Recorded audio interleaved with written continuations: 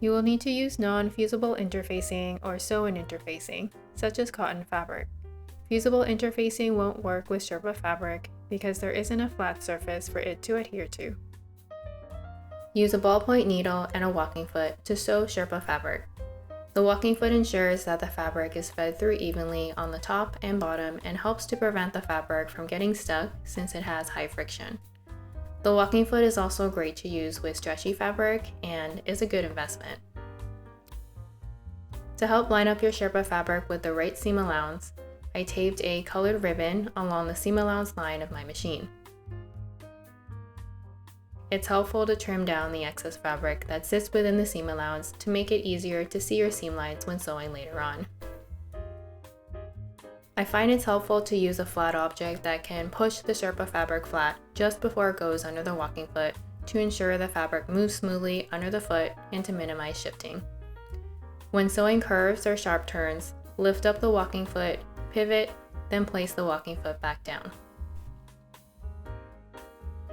To press Sherpa fabric, use a damp pressing cloth and low heat.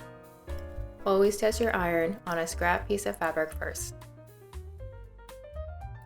You will need to hand base anything that is 3 layers or more before sewing it on the machine.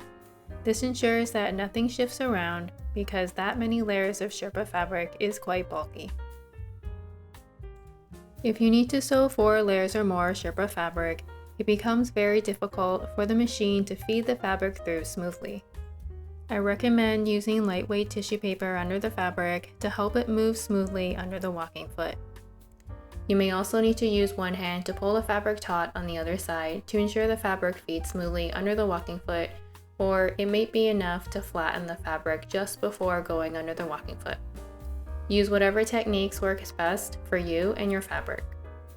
Once complete, carefully remove the tissue paper from your stitching.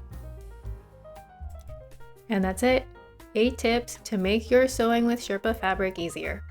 If you're looking for a cozy project for the cool weather, check out my other video on how to make your own short teddy coat.